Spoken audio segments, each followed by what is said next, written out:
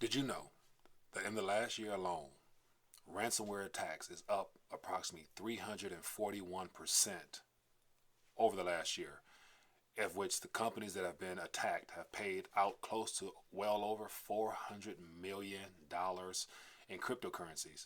Or guess which blockchains the companies are looking to shine light on? The publicly visible ones, the public ledger ones, the ones that are transparent and wide open for the world to see. It's going to be a setup, people, and I want to talk about it.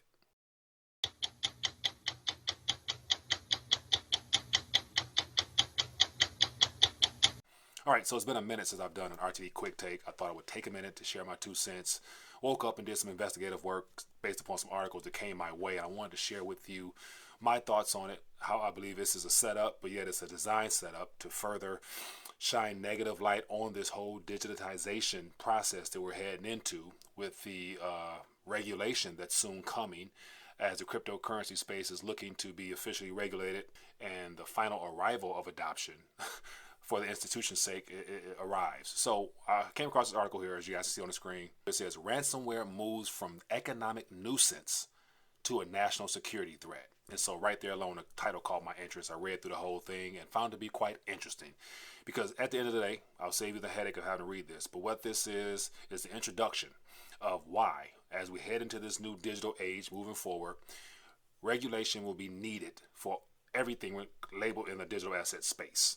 In particular, because of the threat of cybersecurity. And so cybersecurity is going to be the next canary in the coal mine that the establishment, the government entities will love to use because it creates a problem.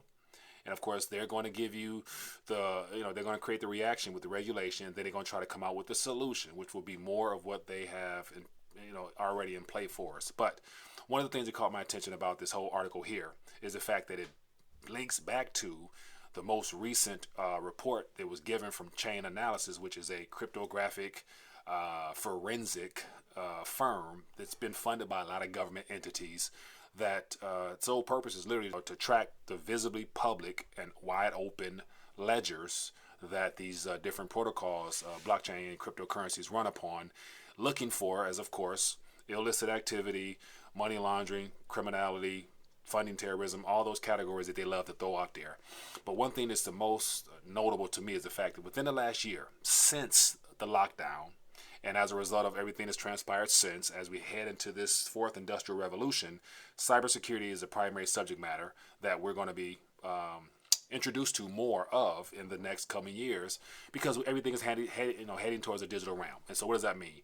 Cryptocurrencies in particular, the publicly visible ones, will get a bad rap because it doesn't take much for one single transaction in something illegal to more than likely end up tainting that particular coin because everything is publicly visible, so it can be tracked. It can be tracked back to the source of everything. And of course, none of this actually makes sense on the surface because here's a question. Here's a thought. What bank robber will literally rob a bank, and on the way out, the bags of currency that they have contain markers and they explode and they keep the dirty paper and then they try to move it and circulate it amongst the real economy. To my knowledge, it never happens. Whenever you rob a bank, and according to the movies, if something goes bad, the currency is stained or tainted paper currency, it's no good. You drop it, you burn it, you keep moving on because the currency is no good. You can't pull off a heist, a true heist, unless you're able to get away with the currency untainted with no markers, no trackers, no nothing. That is considered a successful heist. But in the case of this digital world, you have these ransomware and malware attacks. And I'm going to share with you in a minute some of the graphs here to show the increase of these things and how it's very timely that these entities out here, of course, in the articles, it all points back to Russia, supposedly, but yet how they're using the open source, publicly visible blockchain ledgers that you can see everything, and they're able to track with preciseness down from the moment the ransomware attack occurs, the time the company pays up, and the time they send it back to the person who's allegedly pulled off the heist. And so I got a lot of skepticism behind that in general, but I think it's all intentional. Point in case is, what thief would pull off a heist and have it to where they would still continue the process with tainted paper or tainted coins? And what I'm getting at is the fact that once one of these ransomware attacks occur, At that moment, they're asking, according to the analysis here, majority of the coins that they're highlighting happen to be the public ones, the ones that are publicly visible. They don't talk much about, the privacy coins in these articles here. And so the question I would probably put out there to my people who pulling off these heists, supposedly, why would you ask for something that's tainted? Why would you ask for something that's visibly trackable and can be followed all the way through the process and leaving a trail? And so that lets me know that a lot of this has nothing to do with real ransomware attacks. These are probably, in my personal opinion, government sponsored, or entities has been set up deliberately to shine bad light on the crypto space, especially the public ones. And of course, BCH and BTC are the primary ones that a lot of this stuff talks about here. But my point is, once one of these ransomware attacks occur, from the moment it's paid out in one of these publicly visible chains, from that moment on, all the government-funded entities, chain analysis, you name it, they are now at work. They're getting paid to do what they do, which is to track and follow all the transactions. So what these reports show is an increasing threat of ransomware, malware, things like that, being pulled around the world from what has been shown here as to be probably 8 or 9 or 10 different companies. So on the screen here, you can see the total cryptocurrency value received by ransomware addresses from 2016 to 2021 year to date. And of course, from 2013 up until 2020, when we officially went into lockdown territory, everybody was forced inside their house and they were forced to use the computers. 2020 was a hell of a good year for the criminals, or the entities set up to be disguised as criminals did really good. And here we are in May of 2021, where it looks like about 81.55 million have been dispersed so far. And what, as it says here, currencies include BCH, BTC, Ethereum, and USDT. All publicly traceable, trackable. Now, because they have been involved in a crime, they're tainted. I'm going to keep moving along, and I'm going to get to my main point. And then here we have on the screen here another infographic that's worth your time. It says top 10 ransom strains by revenue by year from 2014 to 2021 Q1. And as you guys can see at the bottom of this graph here, it gives you a list of all the companies, entities rather, that's out here, of which prior to doing this investigative work, I've never dived into it, but I think it's worth you guys being familiar with these individuals, because the point is, somehow, some way, depending on how you get your cryptos, you might end up with some of these tainted coins in your possession. And all it takes is one bad apple to spoil the whole batch. And what'll happen? Crackdown regulation, your funds frozen, and you yourselves probably linked into this ordeal somehow, some way. This is kind of where this is heading. But as you guys can see on the screen here, top 10 ransomware strains. So here, over the last couple of years, especially as cryptocurrency has become more popular in the population, people are now using them. And of course, it's being used as the primary mechanism, which is turning from a nuisance, as this article mainly talked about, into a national security issue. So what does that mean? National security issue means it's time for Uncle Sam to get involved with all their regulatory bodies, the formation of new entities to keep track on all this activity. In the reality of us heading to a cyber security, everything is going to be, digitally done anyway.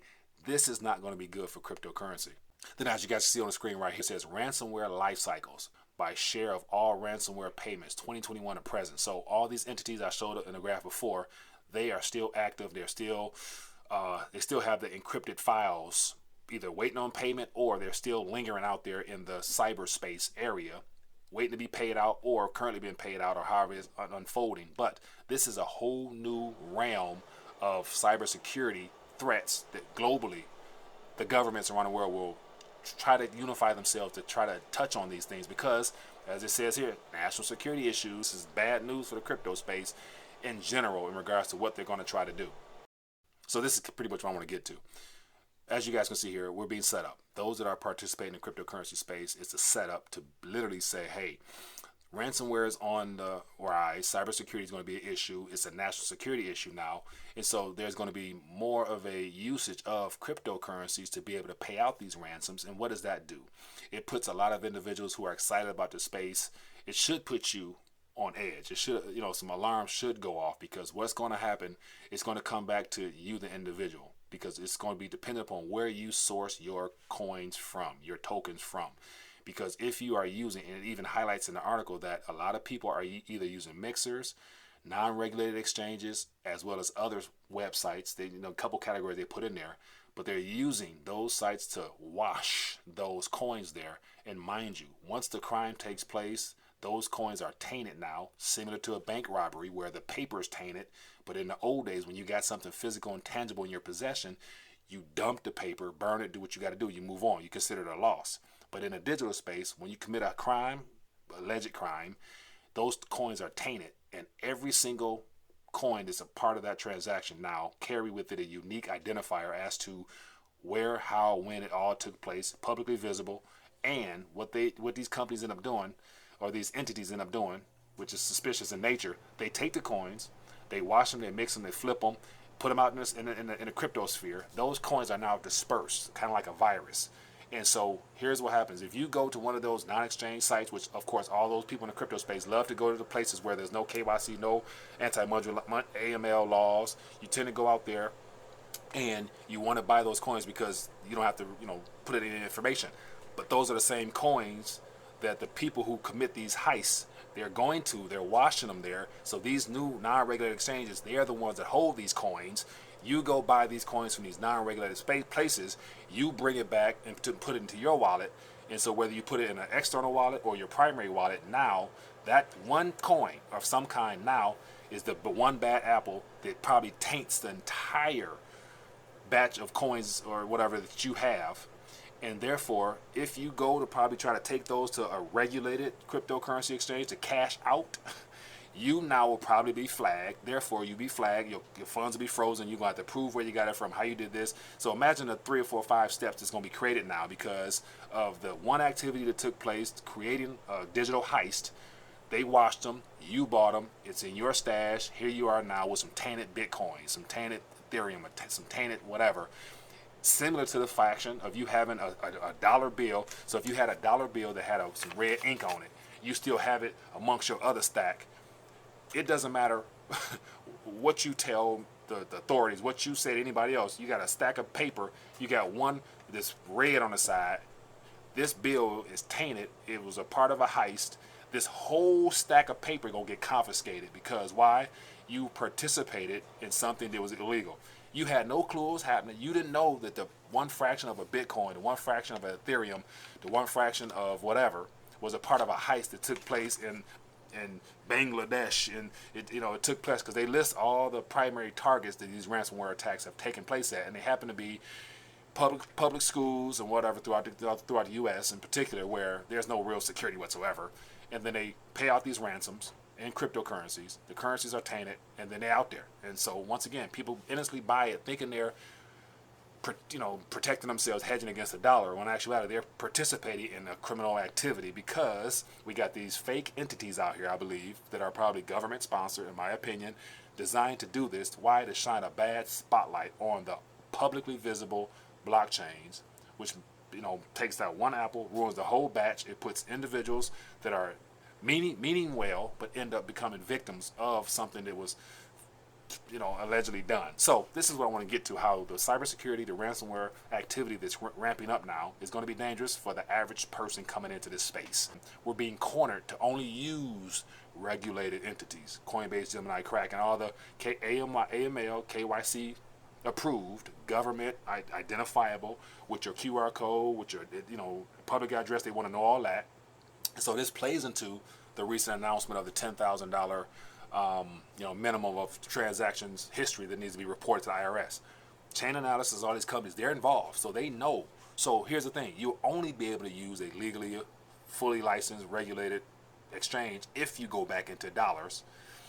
And then on top of that, once again, it exposes your prior history with these publicly visible ledgers. So therefore, you got one bad coin, one bad dollar that has transacted in your prior history. What happens? You also run the risk of having some issues with your current funds that you might have even bought from a Coinbase or a regulated place that was clean, but now it's tainted. So your whole history chain runs the risk of being tainted. Why? Because one apple spoils the whole batch. So this is just me wanting to check in real quick, share with you some graphs, share with you some things that you should be concerned with. This is definitely something that's going to come back to bite all the crypto maximalists or just the believers in the crypto space in the butt, because publicly visible crypto projects, they're non-fungible. And that is the one problem with the whole concept of Bitcoin and all the primary coins that are publicly visible, their prior history, because it's not fungible, which means that every Bitcoin, every Litecoin, every Ethereum cannot be treated equally one for one with the other one because it's publicly visible. You know what I'm saying? You don't get a chance to do one for one, where this one coin can be exchanged for like $1 for $1, and it doesn't carry a history. If it's clean on the surface, it's good to go.